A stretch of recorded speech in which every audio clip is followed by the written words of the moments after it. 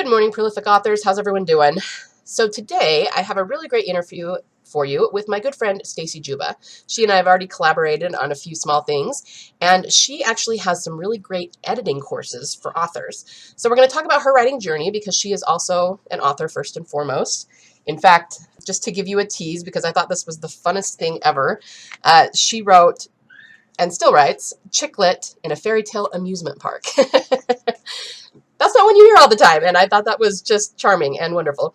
So we are going to talk about what she writes and also her editing services for authors and just how you as an author can sort of self-edit and save yourself a lot of time and money on expensive editors by doing a lot of it yourself. And it's really a good thing. It's something that I had to learn to do too. So without further ado, let's talk to Stacy. Welcome to the Prolific Author Podcast.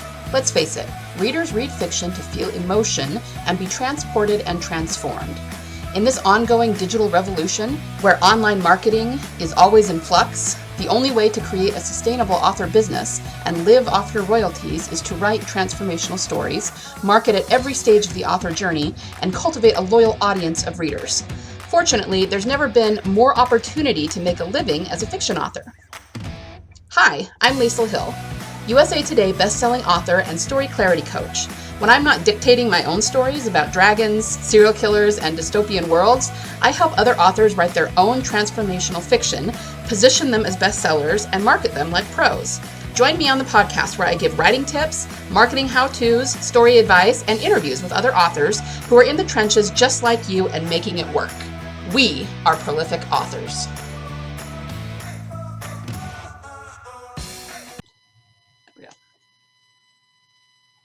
All right, we are here today with Stacy Juba. How are you doing today, Stacy?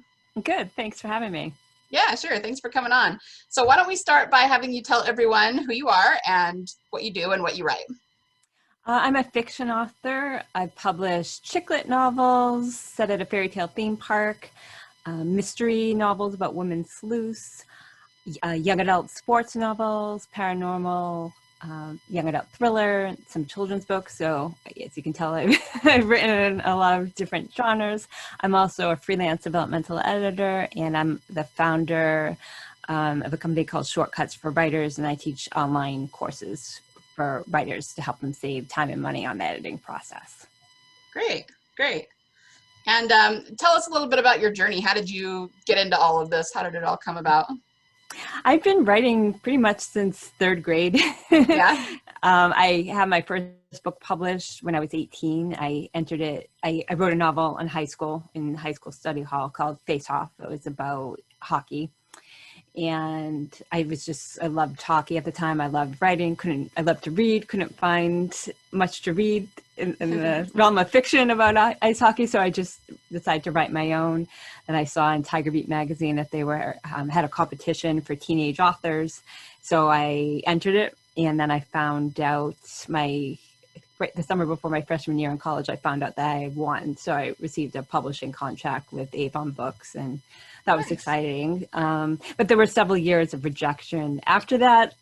That was sort of a lucky break, and the book did really well, but I still had to kind of find my voice and hone my craft. So there were several years of rejection and submitting to agents, working with agents.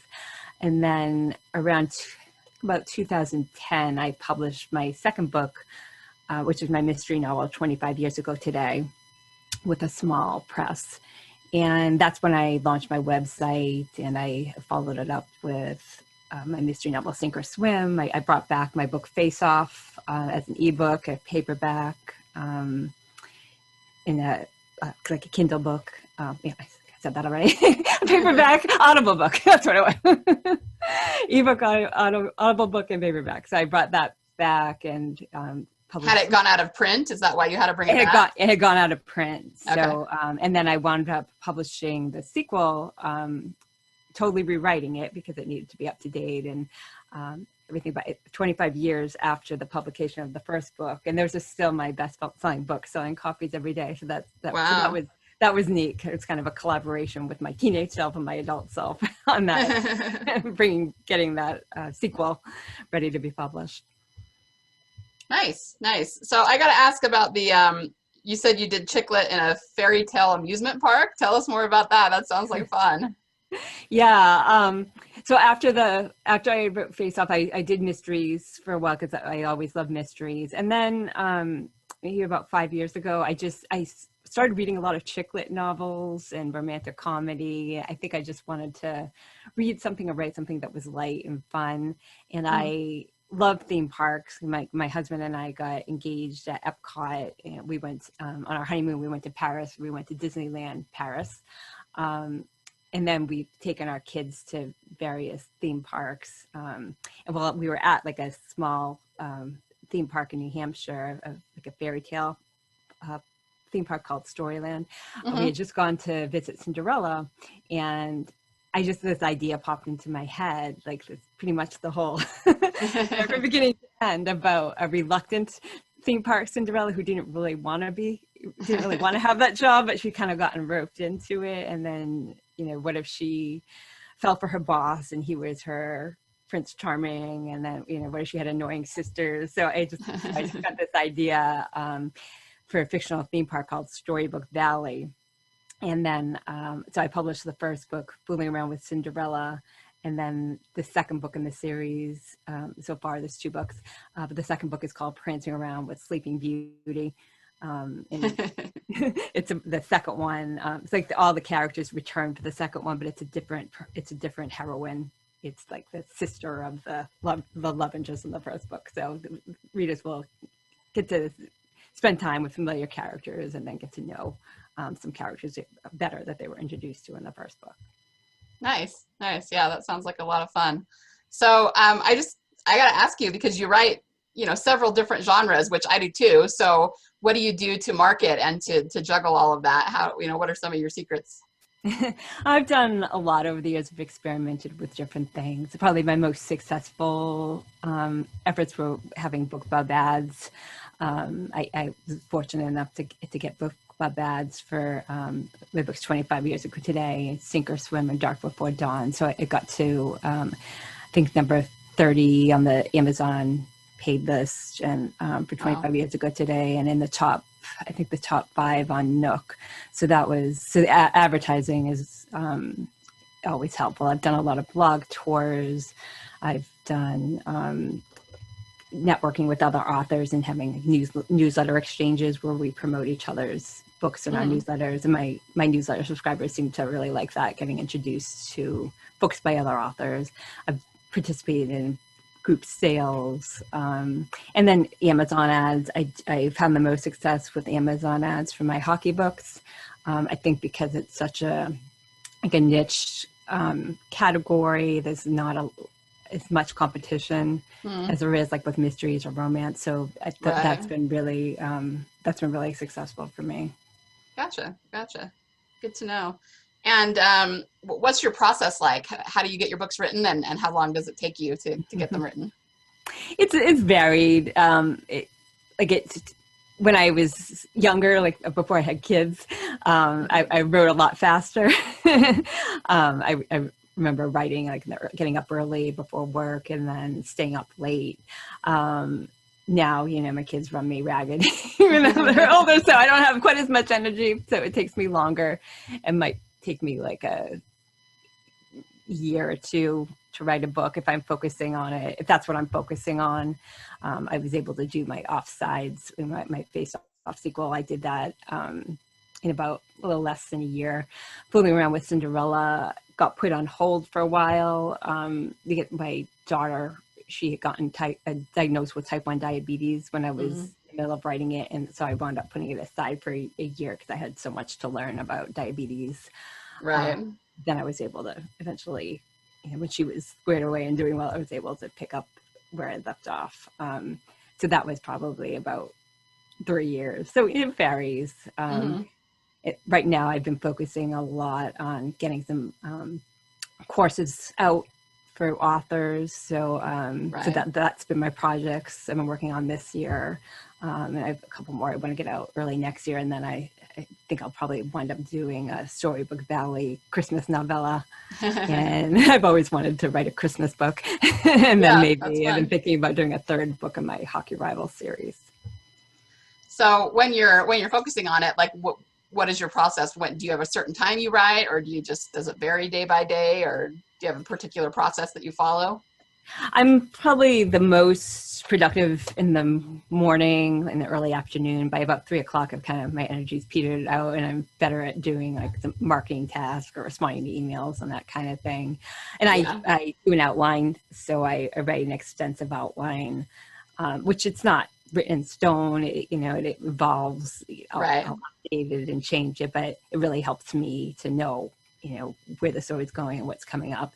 And then I'll try to get like either through half of a scene in a day or like a whole scene. I try to set goals. Like I want to get to this part, today. And then I'll write myself a little sticky note, which is what's coming up next. Or I'll even write it in my file, in my Word file.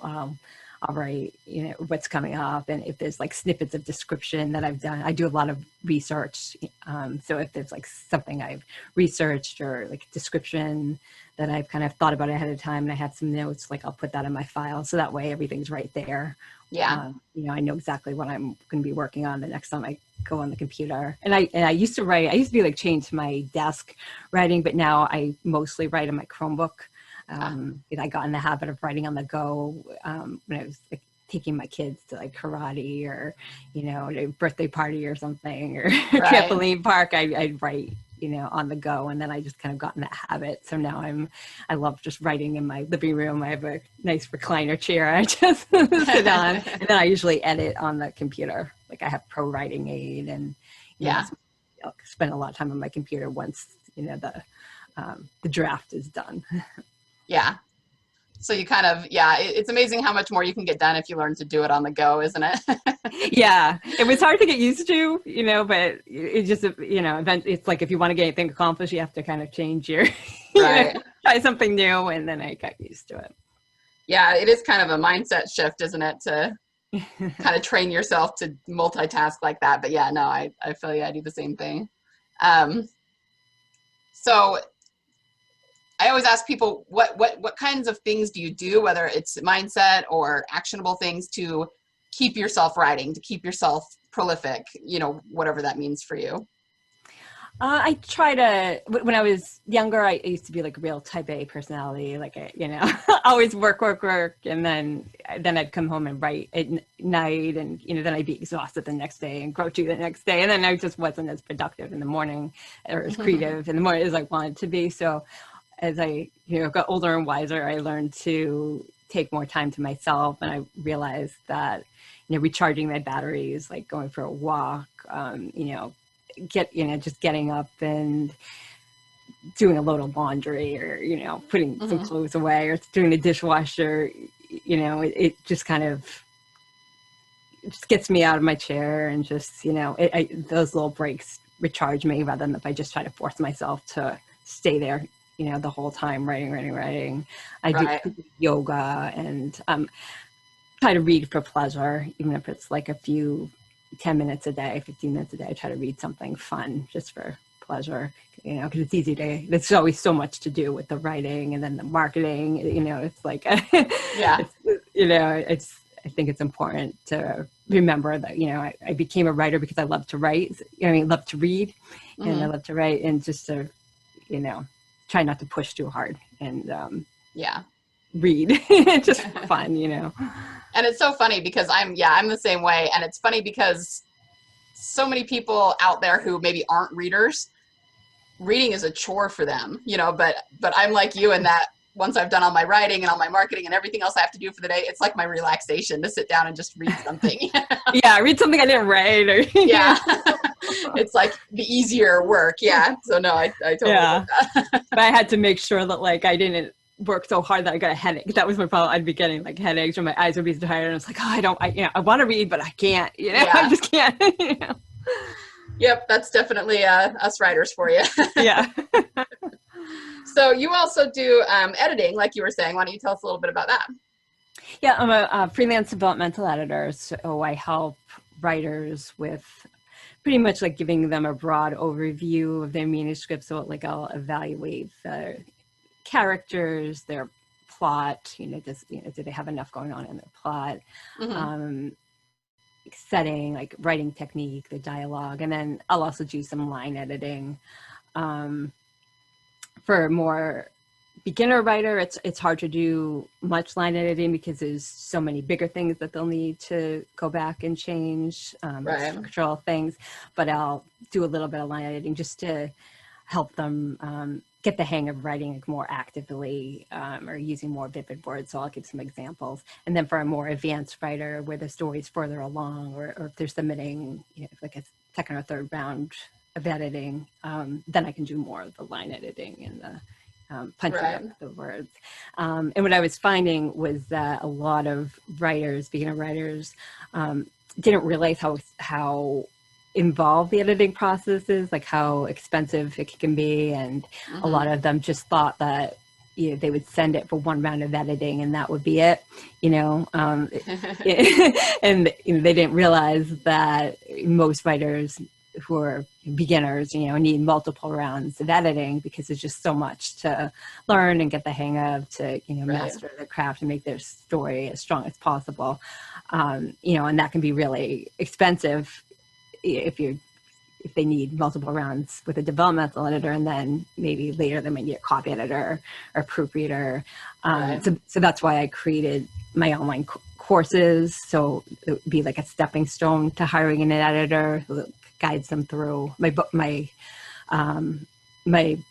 main course, Book Editing Blueprint, is a 10-module course, and it guides them through everything that they should be evaluating in their manuscript before they hire the editor. So that way it should cut down on some rounds of editing. And you just really want, when you're hiring somebody and spending all that money, you really want to be sending them your strongest work, you know, your best efforts, because then you'll get the most for your money. So I just found that was a more effective way to teach the beginner writers. Like, more cost effective, and then rather than trying to cram it all into a letter, they could, you know, go through it and, you know, have checklists and everything. Right. So do you have any tips then? I mean, I know you kind of just said a bunch of them, just sending your strongest work and knowing what to expect, but any other tips for writers when it comes to what to edit or how to edit or anything like that? I think one on the more like structural aspects of it is that a lot of beginner writers, their story doesn't really build in momentum, like have enough conflict. A lot of times it's more scenes that are kind of strung together, but they're not building, and then it's kind of at the end there isn't enough of a climax, or, you know, the climax, if there is one, might be like 10 pages, and then there's like 40 pages of resolution. So and it's, you know, if you everybody has to start somewhere, so, you know, it's really common. So I always try to tell them, you know, this is very common, you know. You know, everybody's has had to face like huge rewrites, but so that's one thing, is just really make sure that you look into 3-act structure, and that you have enough plot points, and that you have enough going on in the middle so that your middle doesn't sag, and just make sure it's not episodic, like, you know, that it's all building to momentum. And then a couple more tips are always like run a spell check. A lot of authors don't run the spell check before they send it to me, and it's just, you know, I'll run it, you know, but there's some editors you're paying by the hour, and if you haven't run a spell check, you know, or grammar check, that's some time that's going to be spent, you know, because they want to clean up the manuscript to make it a little bit, just to make it easier to read. And if you have a lot of, you know, if you send your manuscript too early and it's just a lot of errors in it and run-on sentences and things like that, this can be kind of hard for that editor to read. So you just want to make it as strong as you can before you send it. Yeah, those are great tips. And, you know, it's so funny because I teach that a little bit too to my clients. It's funny that writers, for some reason, think that if they know a little bit about writing, they don't really need any more storycraft technique. And then you have those who really kind of push back against that because they're, you know, pantsers or discovery writers, which is totally fine. But, you know, human beings always consume stories in the same way. So we have to have that structure to, you know, go from low action or low, low tension to high tension. And anyway, it's just funny because everybody who teaches that finds that in their clients and in new writers. So eventually, even if you push back against it, you're going to have to adopt it to a certain extent. It's very true. Very true. So what are your plans for the future? You've got these courses out, which is great. Are you going to keep writing? Oh, yes, definitely. I'm in the process of launching a new product for writers. It's called the Energize Your Writing Toolkit, Cheat Sheets for Character Emotions. And it's Nice. it's sort of like it's a combination. It's a 100-page PDF that you can print out, and I recommend putting it in a binder. And it focuses on nonverbal communication. So there's like cheat sheets or lists of nonverbal prompts for different emotions, or to kind of help you inspire you when you're trying to think of a fresh way to describe somebody who's sad or angry, or to describe like a laugh or a certain kind of laugh or a look or a gaze. Yeah. So, and then it has a couple of videos and some discussion questions. So it's like a combination mini course and ebook. So that just came out. And then early next year, I plan to do a light version of my book editing blueprint course, just focusing on the line editing for like nonfiction writers or writers who don't need, everything like the characters and all of that. And then, I'd like to work on, do another storybook, ballet book, maybe do another hockey book. Kind of have an idea for that one. I think the pandemic has kind of like interfere with my creativity a little bit, especially with the hockey novel. Just because so many rules and things have changed. And so it's like, I think I want to just pretend that happened in my fiction. But, one part of my brain is thinking, but things are, are different. And should I weave that in? So I think I'll have to kind of get over that next year and just start writing and, Well, and I got to ask, so about the hockey novels, are they like Rocky Balboa kind of novels? Is it about a team? Is it about an individual person? Like, I'm really curious what it's about. It's two brothers who were like star hockey players in high school. In the first book, they didn't get along well. One went to private school, one went to public, and then they wound up, in the same school playing on the same team, and then they had a rivalry. And then the second book, they're seniors in high school, and they want to play, their goal is to get into the NCAA, playing like for a big team like BC or VU. And so, but the route to that is usually through junior hockey. So it's sort of about their quests, in their senior year for how to make those dreams come true. So nice. Yeah. Those sound like fun. Yeah. Well, and it might even be somewhat, I don't know, inspirational or empowering for you to write another one after the pandemic, just to show people kicking butt and overcoming, that sort of thing. I think we need more novels like that right now. I think so, yeah. And in my theme park, there is no pandemic. That's right. That's Boyden right. Valley is untouched. Oh, that's great. All right. Well, thank you so much for coming on with us today. Do you have any other advice to dispense to writers who are still getting started, still on their journey? Watch how often you use the word look.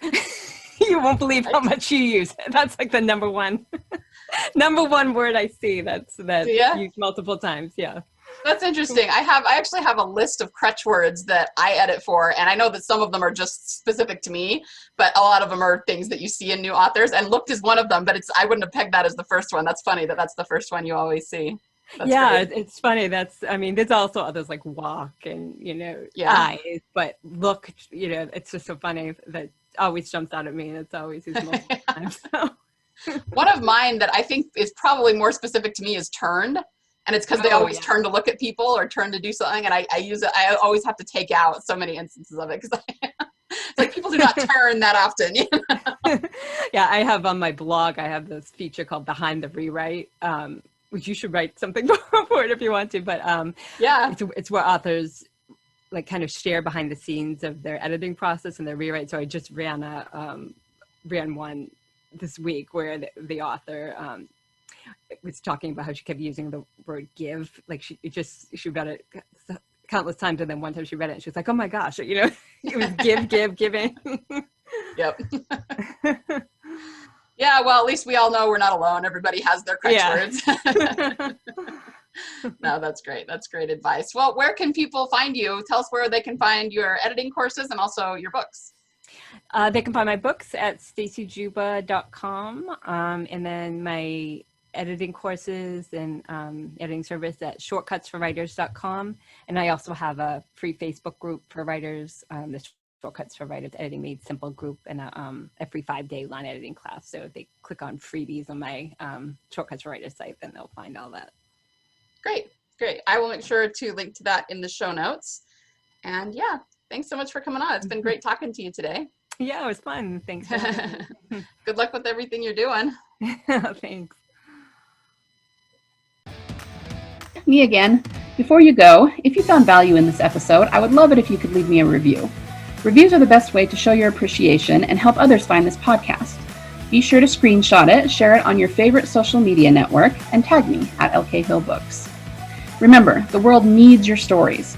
Only you can change someone's heart with your fire-breathing dragons, your mind-blowing mysteries, your epic romances, and your intense thrillers. So join the revolution and be a prolific author.